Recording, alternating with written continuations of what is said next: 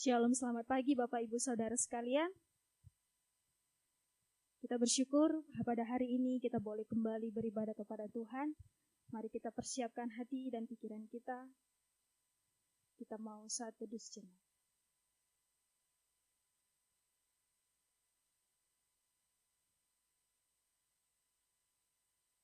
Amin. Sebelumnya mari kita mengucapkan moto gereja kita. Gemi Jemaat Kana, segala kemuliaan hanya bagi Tuhan, jangkau jiwa-jiwa bagi Kristus berapapun harganya. Mengasihi Tuhan, mengasihi sesama, melayani Tuhan dan sesama, itu caranya. Amin. Mari dengan penuh sukacita, kita memuji Tuhan, kita mau bersuka di dalam Tuhan.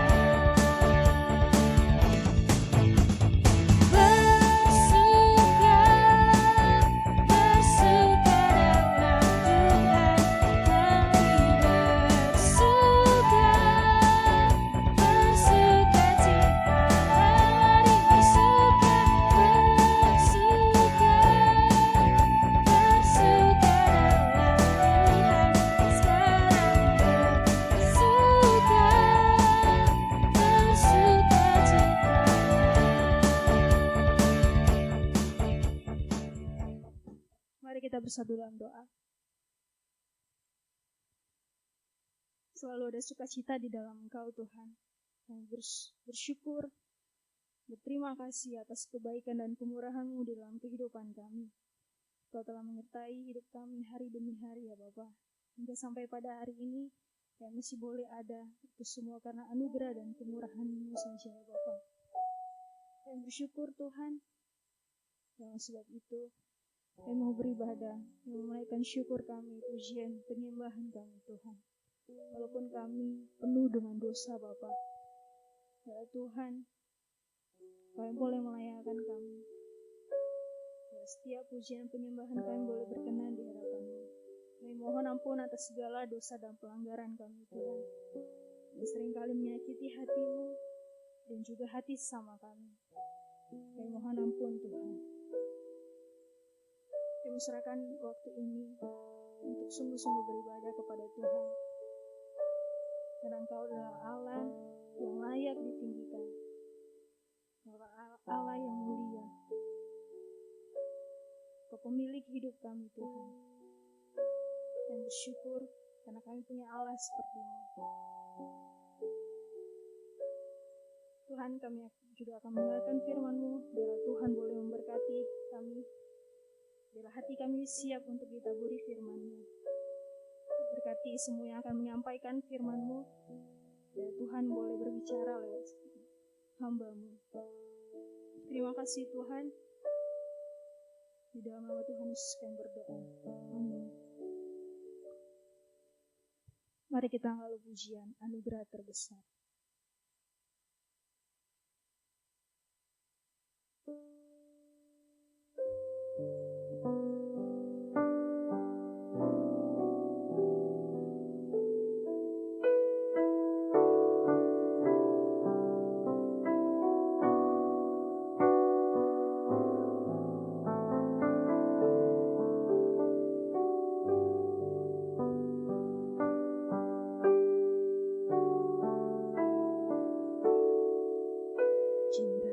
Kasih terbesar itu yang Kau nyatakan saat ku jauh, Kau mendekat, Kau panggilku sahabat.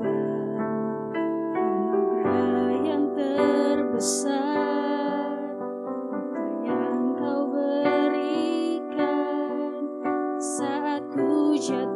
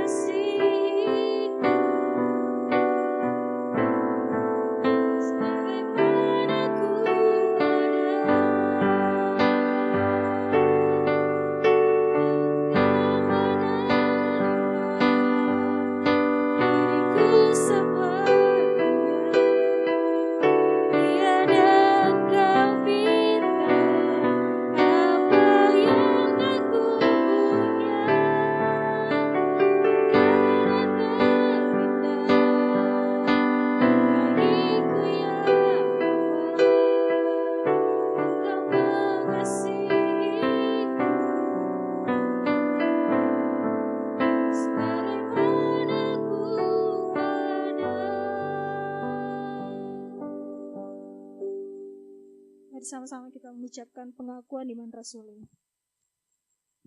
Mari kita bangkit berdiri. Pengakuan iman rasuli. Aku percaya kepada Allah, Bapa yang Maha Kuasa, Khalik langit dan bumi, dan kepada Yesus Kristus Anak yang tunggal Tuhan kita, yang dikandung daripada Roh Kudus, lahir dari anak darah Maria. Ia menderita sengsara di bawah pemerintahan Pontius Pilatus, disalibkan, mati dan dikuburkan. Pada hari yang ketiga, bangkit pula dari antara orang mati, naik ke surga, duduk sebelah kanan Allah, Bapa yang Maha Kuasa. Dan dari sana ia akan datang untuk menghakimi orang yang hidup dan yang mati. Aku percaya kepada Roh Kudus, gereja yang kudus dan am, persekutuan orang kudus, pengampunan dosa, kebangkitan orang mati, dan hidup yang kekal. Amin. Silakan duduk Bapak Ibu. Sebelum kita mendengarkan firman Tuhan, mari kita angkat lagu pujian, ajar kami Tuhan.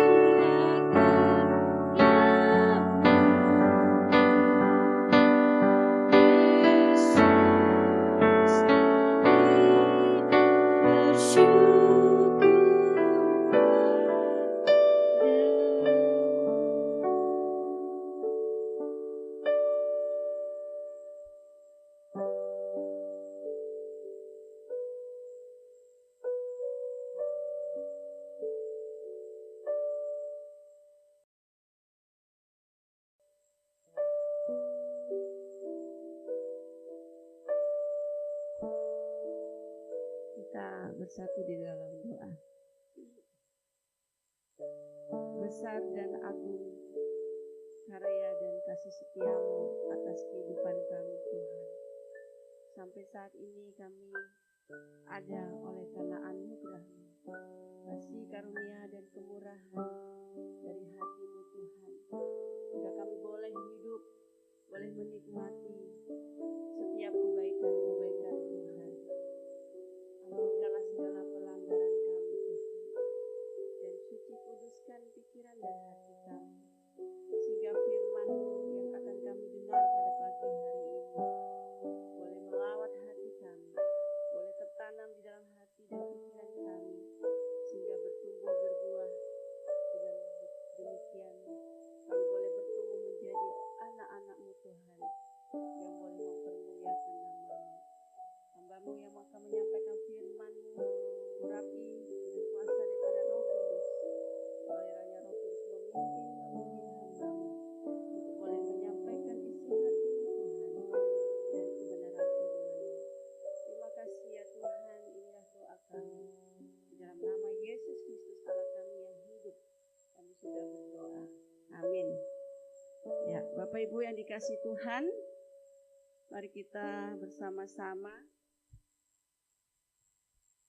membuka Alkitab kita dari surat Filipi pasal yang pertama ayat 12 sampai yang ke-30.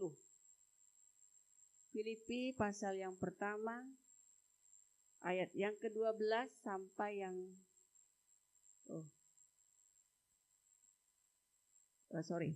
pasal yang pertama ayat 12 sampai yang ke-26 ya. Sampai ayat ke-26.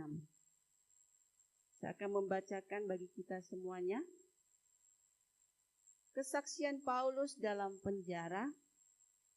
Aku menghendaki saudara-saudara supaya kamu tahu bahwa apa yang terjadi atasku ini justru telah menyebabkan kemajuan Injil, sehingga telah jelas bagi seluruh istana dan semua orang lain bahwa aku dipenjarakan karena Kristus, dan kebanyakan dalam Tuhan telah beroleh kepercayaan karena pemenjaraanku untuk bertambah berani berkata-kata tentang firman Allah dengan tidak takut.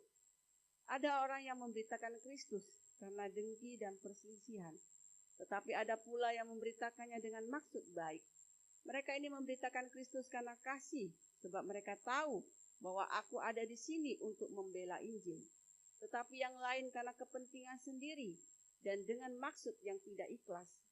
Sangkanya dengan demikian mereka memperberat bebanku dalam penjara. Tetapi tidak mengapa, sebab bagaimanapun juga Kristus diberitakan, baik dengan maksud palsu maupun dengan jujur.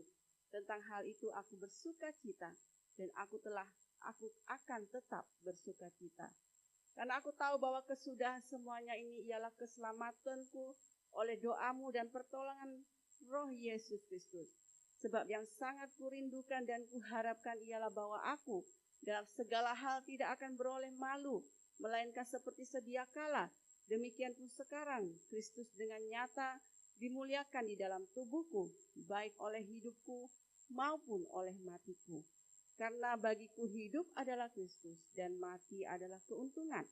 Tetapi jika aku harus hidup di dalam dunia ini, itu berarti bagiku bekerja memberi buah. Jadi mana yang harus kupilih? Aku tidak tahu. Aku didesak dari dua pihak. Aku ingin pergi dan diam bersama-sama dengan Kristus. Itu memang jauh lebih baik. Tetapi lebih perlu untuk tinggal di dunia ini karena kamu.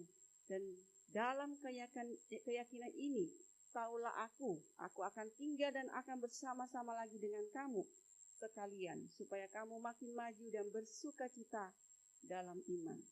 Sehingga kemegahanmu dalam Kristus Yesus makin bertambah karena aku apabila aku kembali kepada kamu. Saudaraku yang dikasihi Tuhan, berbahagialah kita yang membaca, merenungkan, dan melakukan firman Tuhan dalam kehidupan kita tiap-tiap hari. Bapak Ibu yang dikasihi Tuhan, Tema kita pada pagi hari ini adalah tujuan yang baru. Tujuan yang baru. Nah, Bapak Ibu yang dikasihi Tuhan, kita melihat bahwa di sini Paulus ya menggambarkan dirinya sebagai seorang rasul atau seorang utusan atau duta besar yang dipenjarakan. Di sini dia mengesampingkan penderitaannya di dalam penjara dan menunjukkan dirinya apa yang telah terjadi padaku, kata Paulus. Itu kita bisa melihat pada ayat yang ke-12. Nah, Paulus di dalam penjara dia menghadapi berbagai tuduhan-tuduhan palsu, bahkan kekerasan, bahkan ditelanjangi, diregang, didera, kemudian ditempatkan di pengadilan, di mana dia diserang secara ilegal. Ia bahkan menghadapi komplotan pembunuhan dan berakhir di tangan seorang tiran. Paulus juga mengalami di dalam penginjilannya kapalnya kandas di Roma dan dikurung di dalam penjara tanpa kepastian apakah dan kapan ia akan dieksekusi. Dalam tulisannya kepada jemaat yang ada di Filipi, ia menyebutkannya sekedar sebagai apa yang telah terjadi padaku ketika dia mengalami banyak penderitaan. Namun di sini kita melihat bahwa Paulus bersukacita di dalam setiap penderitaannya, karena dia melihat bahwa melalui penderitaan tersebut, panggilannya yang tertinggi semakin digenapi oleh Tuhan. Oleh karena itu Paulus merakumkan panggilannya itu dalam 3 kata, yaitu menyebabkan kemajuan Injil. Kita lihat pada ayat ke-12, saya akan bacakan. Aku menghendaki saudara-saudara supaya kamu tahu bahwa apa yang terjadi atasku ini justru telah menyebabkan kemajuan Injil. Yang berarti bahwa dalam melakukan kemajuan Injil, sekalipun ada penghalang ataupun bahaya, penderitaan yang akan menutup jalannya, tetapi semuanya itu dengan tujuan hanya untuk memajukan pemberitaan Injil. Bapak Ibu yang dikasihi Tuhan, hal yang pertama yang harus kita renungkan pada saat ini adalah ada kemungkinan Injil. Kita bisa melihat pada ayat 12 sampai yang ke-14. Melalui pemenjaraan dan penderitaan Paulus, ada kemungkinan Injil untuk diberitakan. Mari kita lihat pada ayat yang ke-13, saya akan baca. Sehingga telah jelas bagi seluruh istana dan semua orang lain bahwa aku dipenjarakan karena Kristus. Kita melihat dengan jelas mengapa Paulus dipenjara. Ini dikarenakan karena Kristus Yesus. Pada saat itu di dalam istana itu ada 10 sampai 16.000 pasukan ya yang menjaga istana. Nah, disitulah Paulus memakai kesempatan itu untuk memberitakan kabar baik kepada setiap pasukan yang ada di dalam istana atau di dalam penjara Roma itu. Nah, kepada mereka inilah Paulus bahkan dirantai selama 8 jam setiap kali. Dan dia bertemu dengan tentara-tentara Roma ini. Nah, inilah yang Paulus lakukan. Dia memanfaatkan untuk tetap memberitakan kabar baik tentang Yesus. Dia tidak berkata bahwa aku tidak dapat berbuat apa-apa saat ini karena aku dipenjara, atau dia tidak berkata aku akan menunggu sampai aku dibebaskan baru aku memberitakan kabar baik. Justru dia menggunakan setiap kesempatan itu dengan sebaik-baiknya, dengan berbicara kepada orang-orang yang ditemuinya. Bahkan ia menulis surat kepada jemaat yang ada di Filipi. Banyak orang Kristen yang rindu untuk dilepaskan dari setiap keadaan yang sulit, dari setiap penderitaan untuk dapat memberitakan kabar baik.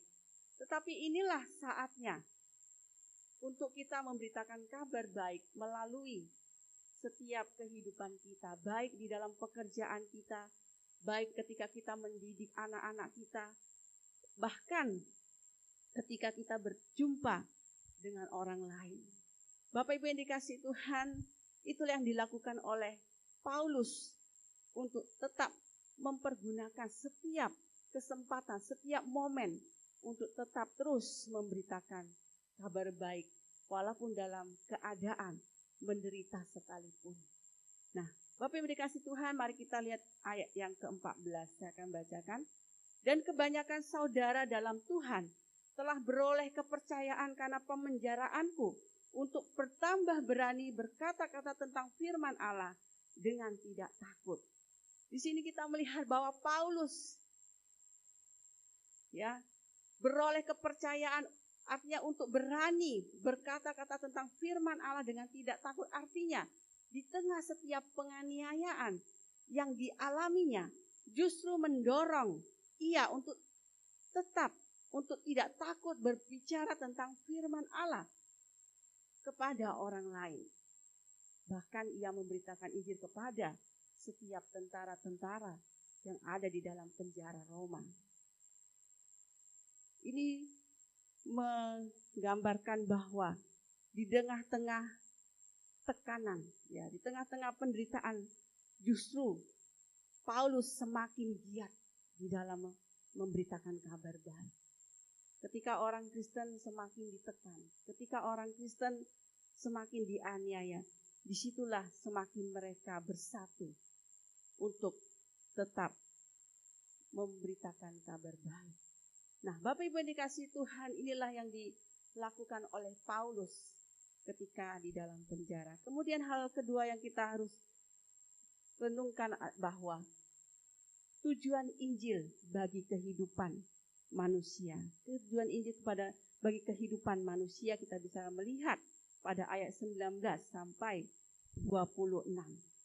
Apa yang menjadi maksud atau tujuan Injil bagi kehidupan setiap manusia?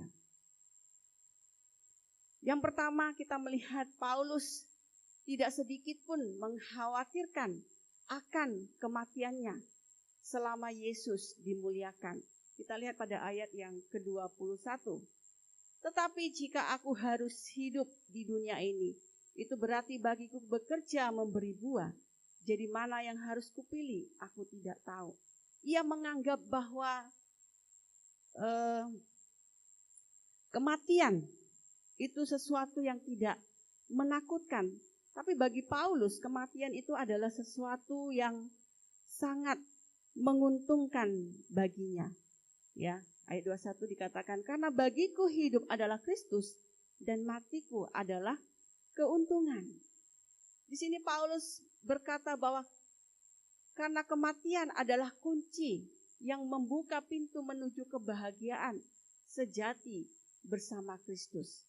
Jadi walaupun Paulus harus mati, tapi dia bersyukur karena itu adalah pintu menuju kebahagiaan yang kekal bersama Kristus. Tetapi sekalipun kematian tidak menakutkan, tapi bagi Paulus, ia tetap ingin hidup demi kepentingan orang lain. Yang dikatakan pada ayat ke-22 jika aku harus hidup di dunia ini, itu berarti bagiku bekerja memberi buah.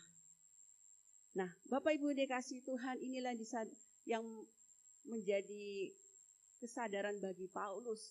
Ia tahu bahwa perpanjangan hidup yang diberikan Tuhan itu berarti dia harus bekerja memberi buah. Artinya terus mengabarkan kabar baik, menghasilkan buah di dalam pelayanannya sebagai seorang utusan Tuhan, sebagai rasul Tuhan. Ia tahu bahwa itu diperlukan demi orang-orang Filipi. Kita bisa baca ayat 24. Tetapi lebih perlu untuk tinggal di dunia ini karena kamu. 25. Dan dalam keyakinan ini tahulah aku akan tinggal dan akan bersama-sama lagi dengan kamu sekalian supaya kamu makin maju bersukacita dalam iman. Ini yang dimaksud oleh Paulus bahwa kehidupan yang diberikan Tuhan itu diberikan dengan tujuan supaya Paulus terus melayani orang-orang yang ada di Filipi supaya mereka maju di dalam kerohanian mereka. Dan ini adalah sukacita bagi Paulus. Bapak Ibu yang dikasihi Tuhan, kita melihat bahwa seluruh tujuan hidup Paulus adalah Kristus. Sehingga ia berkata, bagiku hidup adalah untuk Kristus. Tapi kita melihat, kalau kita lihat pada zaman saat ini, banyak orang digerakkan tujuan hidupnya bukan untuk Kristus, tetapi banyak orang digerakkan tujuan hidupnya hanya untuk mendapatkan uang, ya, mendapatkan rasa aman yang tampak dihasilkan. Orang digerakkan tujuan hidupnya karena kehausan akan kesuksesan. Apalagi pada saat pandemi saat ini. Yang menjadi fokus banyak orang adalah bagaimana bisa hidup dengan kondisi yang seperti ini. Bagaimana menghasilkan uang di tengah-tengah PPKM. Ya, itu yang dikejar orang pada saat ini. Banyak usaha yang tutup, ya. Banyak orang yang kesulitan untuk bagaimana hidup hari demi hari. Nah, tetapi kita kembali sebagai orang-orang yang percaya kepada Kristus. Bahwa tujuan hidup kita yang utama adalah Kristus. Dan kita percaya ketika kita mengutamakan Kristus, maka segala sesuatunya akan ditambahkan, akan dicukupkan kepada kita. Amin Bapak Ibu. Nah, oleh karena itu marilah kita menyadari bahwa hanya di dalam Kristus kita menemukan makna dan tujuan hidup kita yang sejati. Nah, itulah tujuan hidup Paulus, adalah untuk mengenal Kristus, bahkan memperkenalkan Kristus kepada orang lain. Oleh karena itu Paulus membutuhkan suatu doa dan pertolongan daripada Roh Kudus, ya. Itu yang dikatakan pada ayat 26, sehingga kemegahanmu dalam Kristus Yesus makin bertambah karena aku apabila aku kembali kepadamu. Inilah yang menjadi sukacita bagi Paulus ketika dia rindu kembali bersama-sama dengan jemaat yang ada di Filipi untuk terus membimbing mereka untuk mengalami kemajuan di dalam iman mereka. Kemudian hal yang ketiga yang harus kita renungkan adalah pola hidup daripada Injil. Kita lihat pada ayat 27 sampai yang ke-30. Pada ayat 27, Paulus berkata, kita lihat ayat 27. Ya. Hanya hendaklah hidupmu berpadanan dengan Injil Kristus, supaya apabila aku datang melihat dan apabila aku tidak datang, aku mendengar bahwa kamu teguh berdiri dalam satu roh, sehati sejiwa untuk iman yang timbul dari berita Injil. Nah, Bapak Ibu dikasih Tuhan, hal ini berarti bahwa hidup sebagai warga negara Roma, ya, Paulus adalah warga negara Roma. Itu mengartikan bahwa kita juga harus hidup sebagai warga negara surga, ya. Itulah yang menjadi kewarganegaraan kita yang kekal, ya. Kita adalah warga negara surga.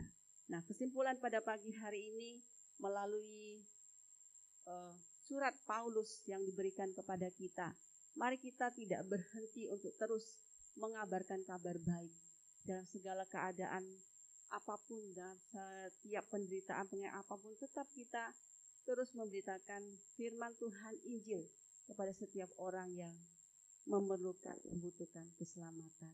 Mari kita berdoa. Bapa di surga, terima kasih buat firman Tuhan pada hari ini. Kami mau belajar dari Paulus, Tuhan.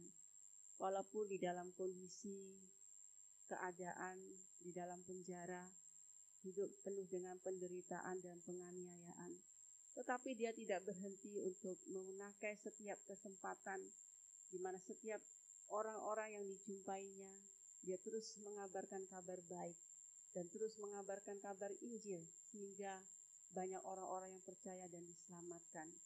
Kami juga berdoa seperti Paulus bahwa dia hidup sampai dia diberikan hidup dari Tuhan.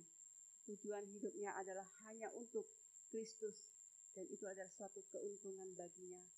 Oleh karena itu Tuhan, biarlah kami yang masih hidup sampai saat ini, kami tahu ketika Engkau memberikan kami perpanjangan umur dan hidup kami, itu berarti kami harus memberi buah. Buah untuk memberitakan Injil. Buah untuk hidup di dalam Kristus. Arahkan tujuan hidup kami hanya kepada Engkau ya Tuhan. Walaupun dalam kondisi yang tidak baik saat ini. Karena itu adalah sesuatu tujuan yang kekal bagi kami. Terima kasih ya Bapa, inilah doa dan kerinduan kami. Dalam nama Tuhan Yesus kami berdoa dan mengucap syukur. Amin. Kembali kita mengangkat lagu pujian Lebih Dari Emas.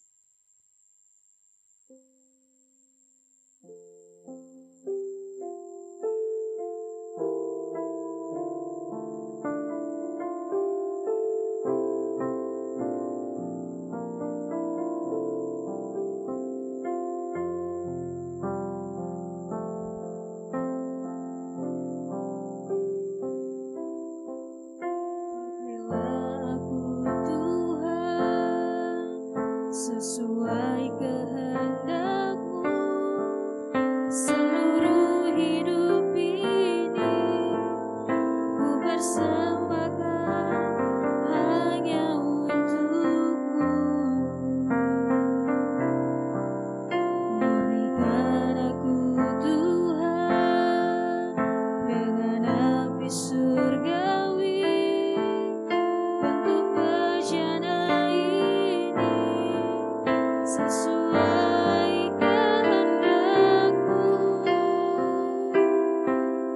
Lebih dari emas, lebih dari permata, Kau buatku berharga di mata-Mu, Yesus.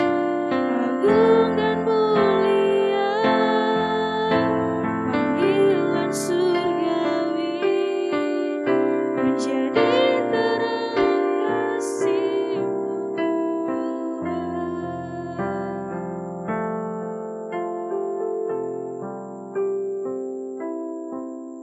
Pakailah aku Tuhan sesuai kehendak-Mu, seluruh hidup ini ku persembahkan hanya untuk-Mu. Murnikan aku Tuhan dengan api surgawi, bentuk bejana ini sesuai kehendak-Mu. Lebih dari emas, lebih dari permata, Kau buatku berharga di mata-Mu, Yesus. Agung dan mulia panggilan surgawi, menjadi terang kasih-Mu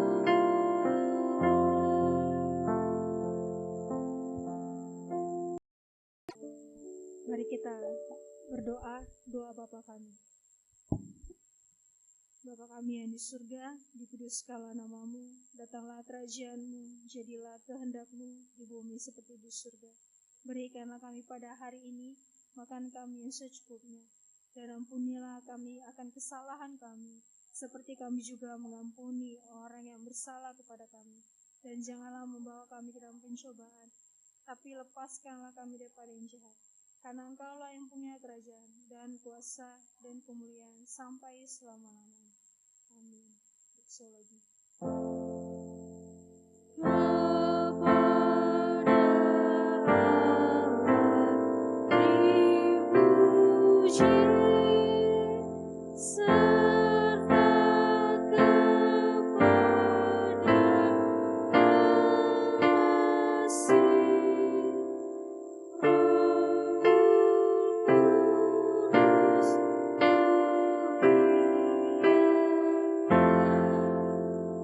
Ku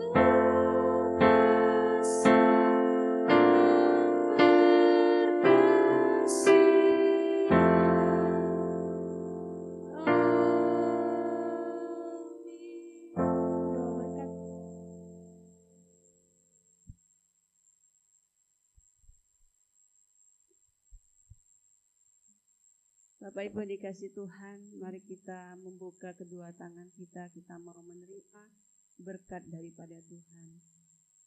Kiranya kasih dari Allah Bapa, kasih karunia daripada Yesus Kristus, penghiburan dan kekuatan daripada Roh Kudus, menyertai engkau daripada hari ini, besok dan sampai selama-lamanya. Amin.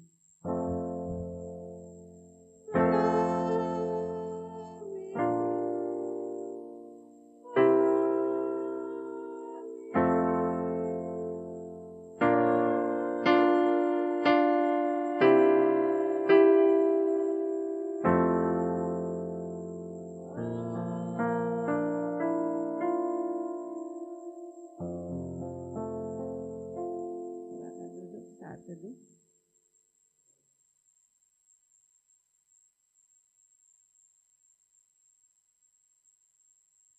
Warta jemaat dari Box Sublik.